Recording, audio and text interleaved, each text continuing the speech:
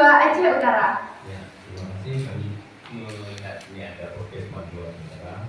Semoga ini terus berjalan dan bisa dikembangkan lebih bagus. Amin. Gimana kabarnya hari ini Pak? Alhamdulillah baik dan senang bisa singgah di MAN 2 Aceh Utara. Anaknya rapi, cantik-cantik ya. Dulunya gagah-gagah. Insyaallah ini menjadi generasi penerus yang lebih hebat. Mohon kepada seperti yang telah kita ketahui Pak, bahwa Panji Pragiwaksono pernah berkata, ngomong itu nggak doang, ngomong itu bisa menggerakkan orang. Dari kata-kata beliau dapat kita simpulkan bahwa ketika kita berbicara tidak hanya untuk dapat dipahami, namun juga bisa mempengaruhi ke hati. Oleh karena itu hari ini saya ingin memperkenalkan diri. Perkenalkan, nama saya Neval Zakia. Saya perwakilan siswi MAN 2 Aceh Utara. Selain itu, saya juga merupakan pengurus podcast MAN 2 Aceh Utara. Sebelum itu, Bapak seperti kata pepatah, tak kenal maka tak sayang. Maka dari itu, saya minta Bapak menceritakan sekilas tentang Bapak. Baik, terima kasih. Saya sama juga dengan anak-anak, makna sama, belajar dulu juga iman. Ya. Jadi Min dan Selman, saya di MAN keempat Aceh Timur, tepatnya di Sumbawa. Kemudian melanjutkan pendidikan ke Bina Diri. Kemudian Allah mentakdirkan dengan usaha tadi. Jadi dulu kalau berangkat ke Banda Aceh itu naik bus malam, besok pagi baru nyampe. Mungkin hari ini hampir sama, cuma jalan lebih ramai. Itu belajar yang saya sebutkan tadi, kita harus belajar berakit-rakit ke hulu, berenang-renang kemudian ke depan, sakit-sakit dulu, berenang kemudian. Artinya harus berjuang, lalu kemudian menjadi seorang guru. Jadi guru pun ke daerah terpencil, ke pulau.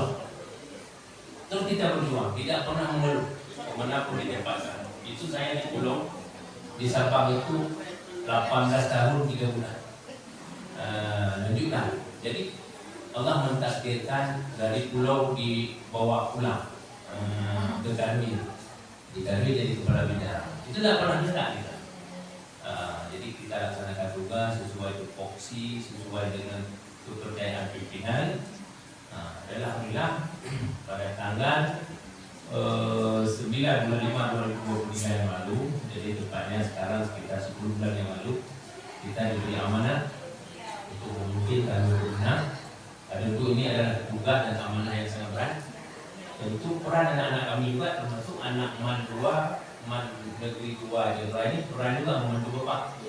Misalnya ada podcast ini juga bahagian dari informasi kegiatan Kementerian Agama untuk memajukan lembaga ini. Jadi hari ini tugas saya memimpin kantor wilayah dan provinsi Aceh yang ada 23 kabupaten kota, kemudian kantor KUA 279 kantor KUA, maksudnya itu cuma kecamatan, kemudian ditambah dengan 611 madrasah negeri, sanawiyah, aliyah dan ibtidaiyah, plus 1.700 pondok pesantren. Jadi belum lagi madrasah swasta. Ini bagian tugas dan amanah. Mungkin ini dari kalau diujikan satu persatu itu silakan. Itu gambaran singkat. Saya anak madrasah, belajar di madrasah, dan alhamdulillah hari ini diberi tugas untuk juga membina membantu madrasah. Kemudian Bapak, kita lanjutkan pertanyaannya. Ya. Apa harapan Bapak untuk madrasah kami ke depannya? Ya, harapan saya tentu karena ini sangat potensial dari segi letak, dari segi jumlah siswa. Ya, kita berharap MAN 2 Aceh Utara ini menjadi madrasah unggul. Tentu ini didukung oleh guru-guru yang pintar, anak-anak yang cakep, anak-anak yang rajin, bahwa keinginan seseorang itu akan terwujud manakala dia harus mempraktekkan, mengaplikasikan dalam kehidupan, dalam dunia nyata. Jadi anak kami mengatakan kita tidak ngomong doang. Iya. Bukan hanya ngomong, tapi bagaimana kita nampakkan dalam pekerjaan. Misalnya kita ngomong an-nadhafatu minal iman, kebersihan bahagian dari iman. Hari-hari kita begitu masuk madrasah, ada sampah di pintu, nggak perlu ibu wakil kesiswaan, itu sampah diambil. Jadi anak-anak kami sudah paham bahwa bersih itu bahagian dari iman. Ketika ada sampah, langsung diambil masuk ke tong sampah. Itu contoh. Jadi bukan ngomong doang, praktek kita. Kalau bahasa pepatah, janji yang kamu bukan, tapi bukti yang kamu bawa atau kami tunjukkan. Jadi bukan hanya ngomong doang, tapi dipraktekkan. Kemudian Bapak, kami Madua Aceh Utara 2 bulan yang lalu baru saja launching podcast OSIM Madua Aceh Utara. Merupakan terobosan terbaru kami. Jadi kalau misalkan dilihat sekilas atau dilihat lebih mendalam, podcast kami masih banyak kurang bagian fasilitas. Jadi podcast ini sendiri juga mengasah siswa-siswi madrasah agar bisa berdialog antar teman maupun antar tamu-tamu kehormatan. Nah, yang jadi pertanyaannya Bapak, apakah kami OSIM bisa membuat proposal pengajuan permohonan tentang fasilitas podcast kami? Ya, untuk mendukung sebuah kegiatan tentu membutuhkan fasilitas, membutuhkan SDM yang cukup, maka program itu akan ada. Ya, boleh saja dibuat saja proposalnya, nanti kita pertimbangkan sesuai dengan kemampuan.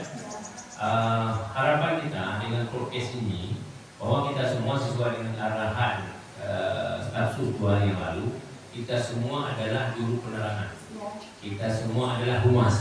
Maka dengan hadirnya podcast di Madua ini bisa mempublikasikan, menginformasikan ke masyarakat luas bahwa kegiatan-kegiatan di Madua seperti ini.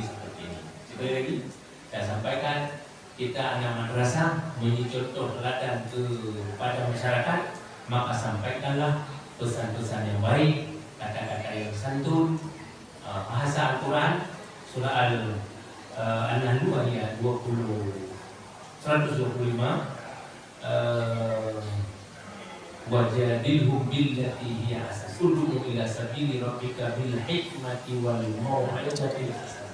Jadi sampaikanlah pesan-pesan, kata-kata dakwah itu kepada masyarakat dengan kata-kata mau'izah hasanah. Anak kami dari Madua bisa menyampaikan pesan-pesan mau'izah hasanah tentang kebersihan, tentang keadaan beribadah, salat berjamaah, melaksanakan tugas sekolah di rumah, santun kepada orang tua,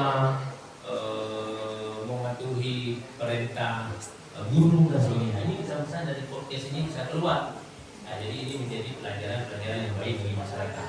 Karena pesan agama sampaikanlah itu dengan kata-kata yang santun. Nggak boleh di podcast ini nanti pesannya maki-maki orang. Nggak boleh. Jadi pesan-pesannya yang santun dan yang bermanfaat. Dan saya yakin ini akan terus berkembang. Saya rasa demikian gambarannya. Oke. Yang terakhir Bapak, saya ingin menyampaikan beberapa permohonan kepada Bapak. Yang pertama tentang fasilitas podcast, kemudian kami para siswa menginginkan satu ruang untuk belajar digital. Kami mempunyai sebuah lab komputer, namun kami menginginkan satu kelas inti di situ khusus untuk belajar komputer.